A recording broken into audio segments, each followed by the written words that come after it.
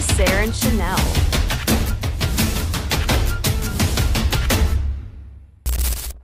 Baik, terkait isu-isu tentang KTP oleh Pemda, memang benar belum ada pembayaran dari tahun 2022 hingga sekarang. Terus terkait jumlahnya yang diletakkan itu sebenarnya jumlahnya masih belum bisa dipastikan karena harus melalui tahap verifikasi dulu. Nah, setelah tahap verifikasi oleh Dinas Kesehatan, oleh bagian verifikator, itu baru bisa tahu sesuai dengan berita acara. Nah, itu baru bisa tahu bahwa ada berapa besar utangnya. Nah, untuk besar utang sendiri dia dasarnya dari situ. Terus untuk ini dari rumah sakit sudah mengirimkan permohonan baik penagihan atau untuk permohonan verifikasi. Jadi sudah berproses. Jadi tinggal nanti dari Dinas Kesehatan melakukan verifikasi ke kami sehingga sudah ada berita acaranya sehingga kami bisa melakukan penagihan lagi. Seperti itu. Estimasi utangnya berapa? Kalau angkanya itu yang saya masih belum bisa pastikan karena takutnya salah, karena tetap angkanya itu yang seperti yang bisa saya pastikan adalah pembayaran itu dari tahun 2022. Dari 2022 sudah dibayar 1 bulan hari. Yang sisanya belum sampai dengan apa sekarang.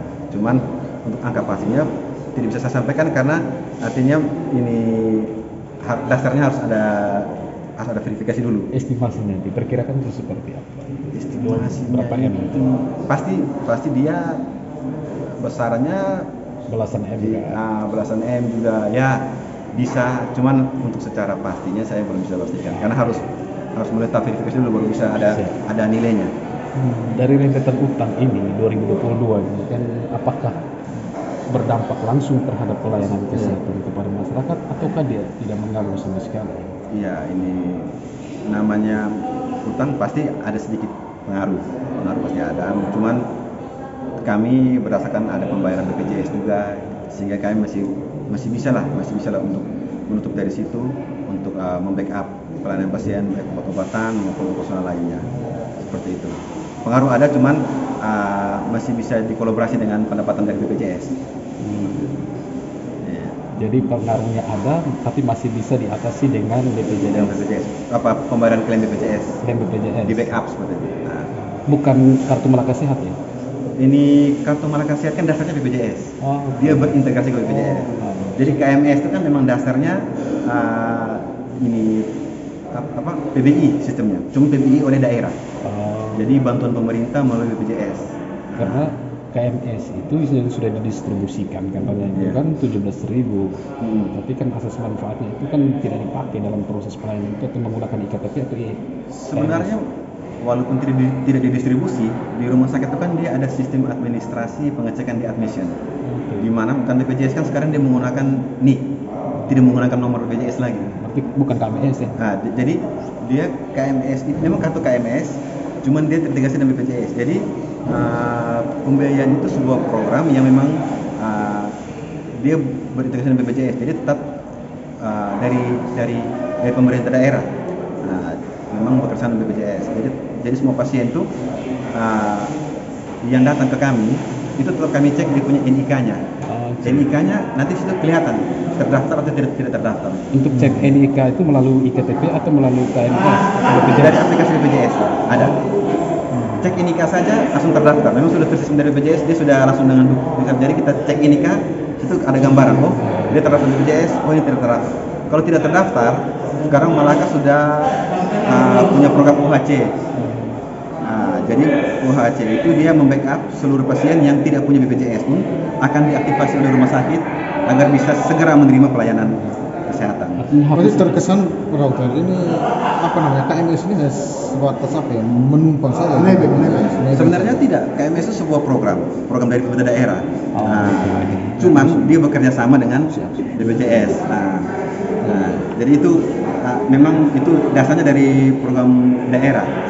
Artinya sudah ada kerjasama dengan BPJS untuk segera mengejar UHC. Jadi UHC itu memang kita harus mengejar. Cuman yang mungkin secara garis besar terkait UHC atau KMS itu mungkin lebih baik, mungkin yang lebih tahu persis seperti apa dia punya sistemnya dari Dinas Kesehatan.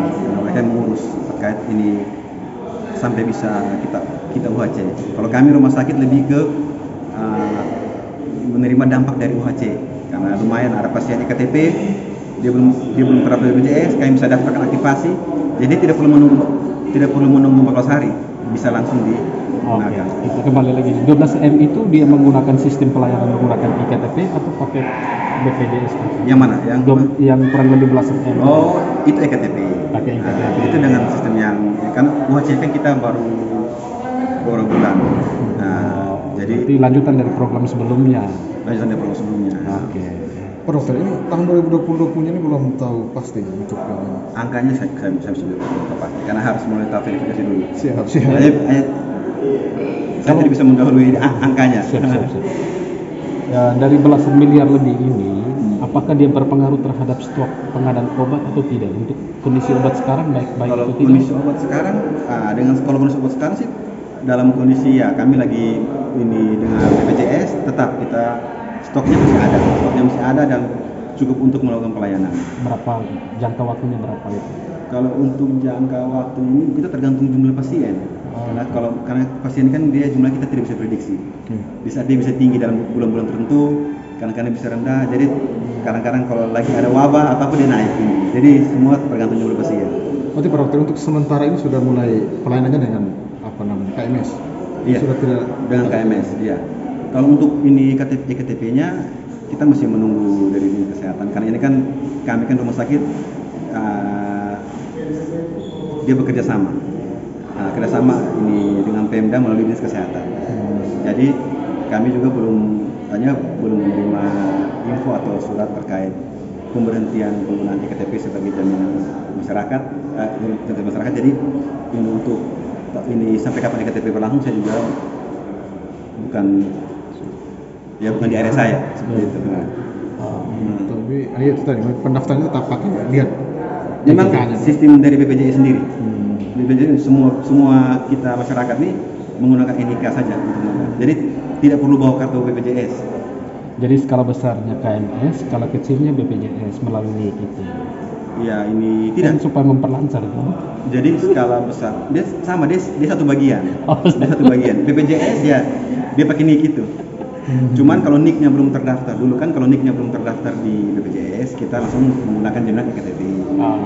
Nah tapi kalau sekarang jika NIK itu belum terdaftar di BPJS langsung kita aktifasi karena kita sudah UHC. Kalau misalkan belum terdaftar begitu dengan KMS bisa? Langsung itu yang kita daftarkan langsung aktivasi di rumah sakit.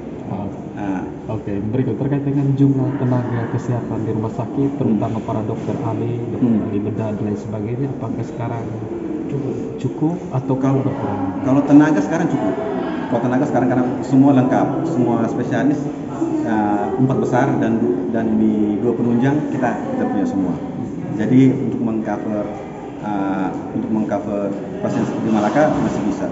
Kecuali dilakukan rujukan, kecuali hal-hal yang terkait memang sudah butuh kelas rumah sakit yang lebih tinggi lagi. Seperti kelas Yohanes atau itu baru kita lakukan rujukan. Tapi selagi kita masih dalam kapasitas rumah sakit ini daerah kita masih tetap. Dokter kandungan ada berapa orang? Kalau dokter spesialis obgyn kandungan itu dia ada 1 orang. Satu orang. Karena yang kemarin barusan mengundurkan diri karena orang tua sakit. Jadi beliau mengundurkan alasan keluarga. Dokter anak ada 1 orang. Satu orang, iya. Standar rumah sakit daerah dengan jumlah satu saja. Standar rumah sakit daerah dia memiliki minimal 1 itu bisa. Minimal 1 ya. Itu bisa.